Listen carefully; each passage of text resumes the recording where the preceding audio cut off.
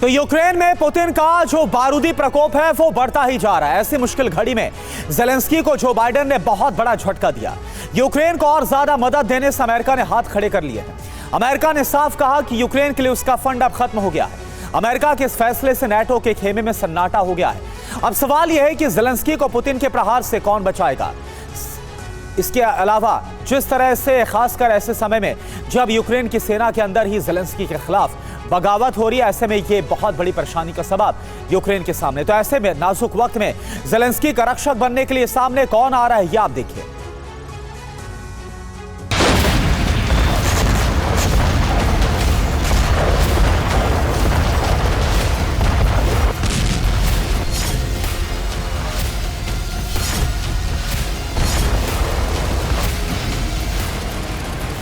रूसी हमलों से यूक्रेन पहले ही पस्त हो चुका है। रूस के लगातार बारूदी प्रहार से यूक्रेन पहले ही करा रहा है।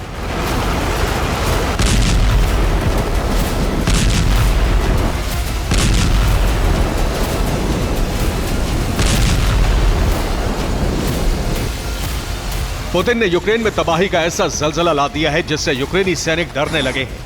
हालात ऐसे हो गए हैं कि कभी भी यूक्रेन सरेंडर के लिए मजबूर हो सकता है।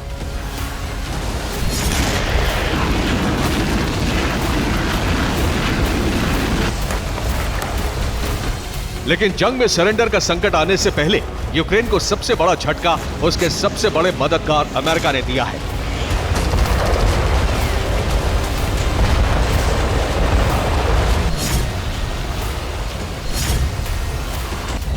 रिपोर्ट्स के मुताबिक यूक्रेन को अमेरिका अब और मदद नहीं दे पाएगा। पेंटागन की तरफ से ऐलान किया गया है कि यूक्रेन को पहले जैसी मदद दे पाना अब संभव नहीं है। यूक्रेन के लिए अमेरिका के पास कोई अतिरिक्त फंड नहीं है।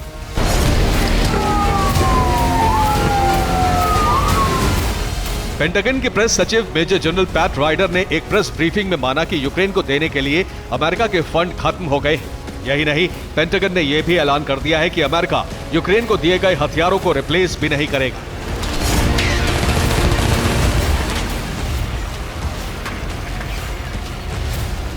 यूक्रेन को मदद से पीछे हटने की अमेरिका के ऐलान के बाद अब यूरोपियन यूनियन ने ज़ेलेंस्की को मदद देने का दूसरा तरीका खोजा है। यूक्रेन की सहायता के लिए यूरोपियन यूनियन ऑपरेशनल सॉल्यूशन तैयार कर रहा है। यूक्रेन के लिए 4 साल की फंडिंग पैकेज पर 1 फरवरी को यूरोपियन यूनियन की बैठक होगी। ईयू चीफ ने कहा है कि यूक्रेन की मदद के लिए ब्रसेल्स के प्लान बी पर भी नजर है। यूरोपियन यूनियन ने हाल ही में यूक्रेन को $55 अरब का पैकेज देने का प्रस्ताव रखा था, लेकिन हंगरी ने यूक्रेन को $55 अरब के पैकेज को मंजूरी नहीं दी। यूरोपियन यूनियन के 27 में से 26 देश यूक्रेन के साथ हैं, जबकि हंगरी लगातार यूक्रेन का विरोध कर रहा है। यूक्रेन को अब अधर में फंसाकर नेटो देशों में भी खलबली मची हुई है। यूक्रेन को अमेरिका से जारी मदद से हाथ खींच लेने के बाद नेटो देशों में खासी नाराजगी। इस बीच पुतिन की सेना ने यूक्रेन में भयानक हमले किए हैं।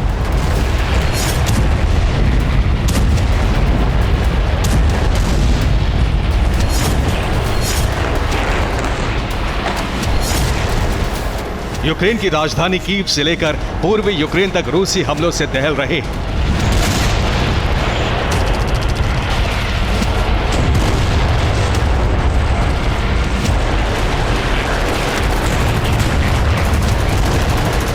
रूसी एरोस्पेस फोर्स के Su-25 फाइटर पूर्वी यूक्रेन पर मिसाइलें बरसा रहे हैं।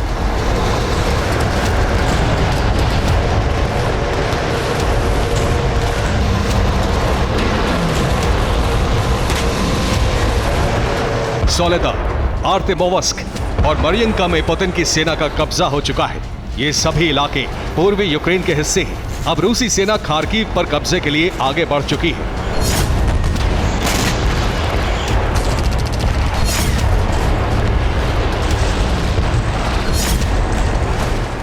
रिपोर्ट्स के मुताबिक रूस खार्किव के पास बड़े पैमाने पर हमले की तैयारी कर रहा है।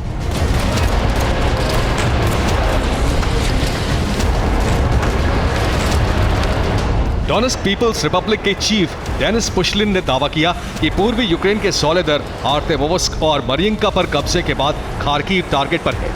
हाल ही में कीव के अलावा खार्किव पर रूस ने बेतहाशा मिसाइल हमले किए हैं।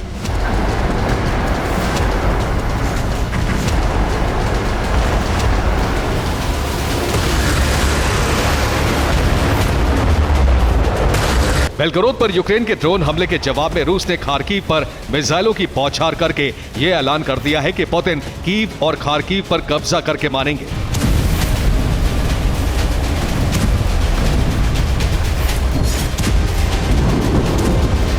हथियारों की कमी से पहले ही यूक्रेनी सेना जूझ रही है। अब कीव से लेकर खार्किव तक रूस के बढ़ते हमलों से यूक्रेन के हौसले पस्त हो चुके हैं। रूसी सेना ने शुक्रवार को पूरे यूक्रेन में कामिकाज़े ड्रोन की नई खेप लॉन्च करके यूक्रेन को दहला दिया।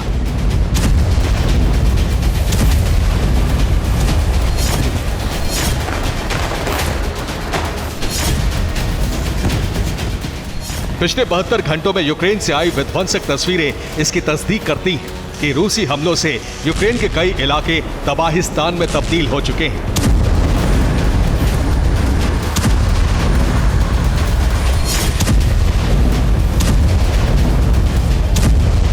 रूसी सेना यूक्रेन के हमलों को नाकाम करने के लिए बैटल ग्राउंड में कई तरह से चकमे भी दे रही है। इसके लिए वो ऐसे हथियारों का भी इस्तेमाल कर रही है जिससे यूक्रेन के ड्रोन और आर्टिलरी धोखे में आ जाएं।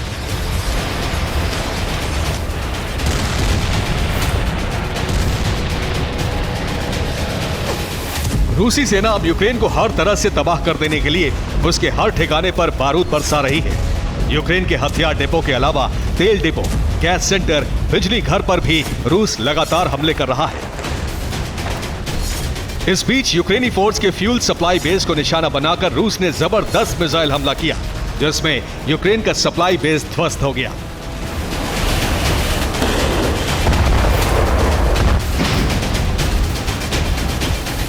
यूक्रेन को तबाह कर देने वाले रूसी हमलों और यूक्रेन की मदद से अमेरिका को पीछे हटते देखकर लातविया ने बड़ा बयान दिया है। लातविया के विदेश मंत्री ने कहा कि रूस के हमले कभी नहीं रुकेंगे। रूस को रोकने के लिए यूक्रेन को मदद जारी रखनी होगी।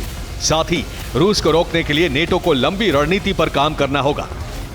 लातविया ने आशंका जताई है कि अगर रूस को नहीं रोका गया तो पुतिन का विजय रथ यूरोप की तरफ बढ़ेगा।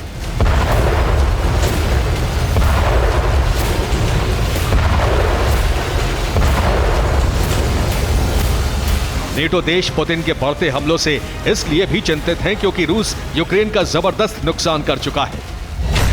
डोनेस्क में यूक्रेन के 280 सैनिक मारे गए हैं। 7 युद्ध वाहन, एक 122 mm RM-70 multiple launch rocket system, 152 mm MSTF-B और T-20 हॉवित्जर के अलावा यूक्रेन के 3 120 mm मोर्टार भी नष्ट हो गए। इसके अलावा यूक्रेनी सेना में फूट भी बढ़ती जा रही है। ज़ेलेंस्की की सेना हथियार चाहती है या फिर सरेंडर के लिए तैयार है, लेकिन ज़ेलेंस्की सैनिकों पर लड़ने का दबाव बना रहे हैं।